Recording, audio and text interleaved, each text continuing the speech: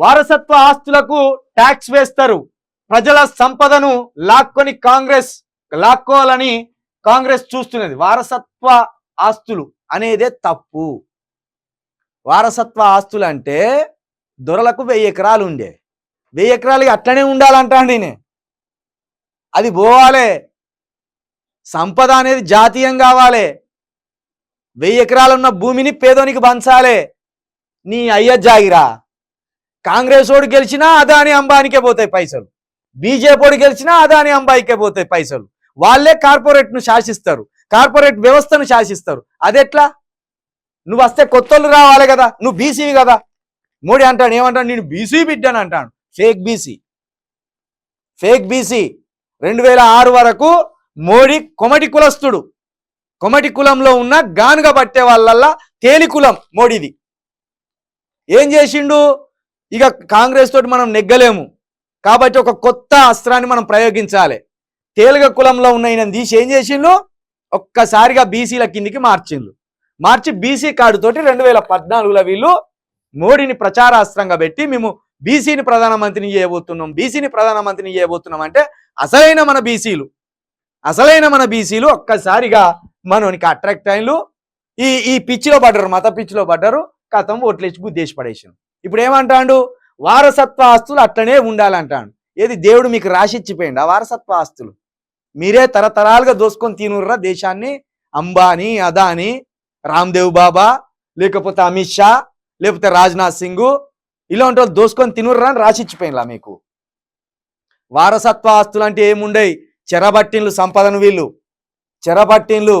అందుకే ఇంకా మొన్న ఒకటి చదువుతా అంటే ఆర్టికల్, భారతదేశంలో ఉన్న సంపద మొత్తం 10% మంది దగ్గరనే ఉన్నది. ఆ 10% మందిలో 8% మంది ఇగో ఈ బీజేపీకి సంబంధించిన వాళ్ళే. ఇది బాగా గుర్తుపెట్టుకోవాలి మనం. ప్రజల సంపదను లాక్కోవాలి. మా సంపదను లాక్కోమని నాయన, మా గుడిసె లాక్కోమని, మా గుడిసె లాక్కొని మాకు బిల్లింగ్ రాసిమని. మా దగ్గర ఏమో ఉన్నాయట, మా దగ్గర నుంచి లాక్కపోతారట. జనం బతికినా మరణించినా దోచుకోవడమే ఆ పార్టీ పని. నువ్వు కదా ఇంకా మణిపూర్లో ఏం చేసినావు నువ్వు? పగటిలి సీతమ్మ లాంటి ఒక బిడ్డను తీసుకుపోయి 10 మంది దుర్మార్గులు అత్యాచారం చేస్తా అంటే ఏసీలో వండుకున్న మనిషివి నువ్వు. ఇంకా నీదా దుర్మార్గం, వాళ్ళదా? మణిపూర్లా ఆడపిల్ల అంటే సీతమ్మతోటే పోలుస్తాం కదా, సరస్వతితోటే పోలుస్తాం కదా, పార్వతీదేవితోటే పోల్చుకుంటాం కదా. ఏమంటాం మనం? ఆది పరాశక్తి స్త్రీ అంటే మన దేశంలో ఎంత గౌరవిస్తాం. మరి ఒక స్త్రీని కొంతమంది దుర్మార్గులు పట్టపగలు పొలాల్లోకి తీసుకపోయి దారుణంగా హింసించి 10 మందికి పైకి ఒకటేసారి ముక్కుమ్మడి అత్యాచారం చేస్తే ఎక్కడ పడినావు నువ్వు? ఏం బీకినావు నువ్వు? ప్రధానమంత్రిగా ఉంది సిగ్గుపాడు. దేశానికి నీ అంతటి దరిద్రం లేదు. ఆస్తులతో పాటు రిజర్వేషన్లు కొల్లగొట్టేందుకు ప్లాన్. అసలు ఆగం చేసిందే నువ్వే నాయన, అసలు ఆగం చేసిందే నువ్వే. బీసీల రిజర్వేషన్ని ఆగం చేసింది నువ్వే. బీసీలకు ఇవ్వాలి రిజర్వేషన్, నువ్వేం చేసినావు? ఓబీసీలకు ఇచ్చినావు రిజర్వేషన్. ఓబీసీ ఈడబ్ల్యూఎస్ రిజర్వేషన్ ఏం చేసినావు? ఈ బీసీ ఇక్కడ వచ్చేసి ఓసీలకు ఇచ్చినావు ఈ రిజర్వేషన్. బీసీలకు చెందవలసిన 50% రిజర్వేషన్లో 10% రిజర్వేషన్ని బాపనోళ్లకు, కోమటోళ్లకు, ఇక్కడ మన తెలంగాణకు వస్తే వెలుమోళ్లకు, రెడ్డిలకు అక్కడికి స్టార్ట్ చేసినావు. ఈ ఓసీలు ఎంత ఉంటారు? మన మొత్తం దేశంలో 2% ఉంటారు. 2% ఉన్న ఓసీలకు నువ్వేం చేసినావు? 10% రిజర్వేషన్ ఇచ్చినావు. అంటే 10 పోస్టులు పడితే ఇద్దరే ఉంటే ఇద్దరికి జాబులు వచ్చేటట్టు చేసినావు నువ్వు. ఇది దుర్మార్గం కాదు. నువ్వేం చేసేయాలి? మా బీసీలకు 50% రిజర్వేషన్ ఇవ్వాలను. ఇది ఇయ్యలేను. ఈ ఈడబ్ల్యూఎస్ రిజర్వేషన్ తీసుకొచ్చి వీకర్ సెక్షన్ అని ఒకటి పెట్టి ఎకనామికల్లీ వీకర్ సెక్షన్ అట.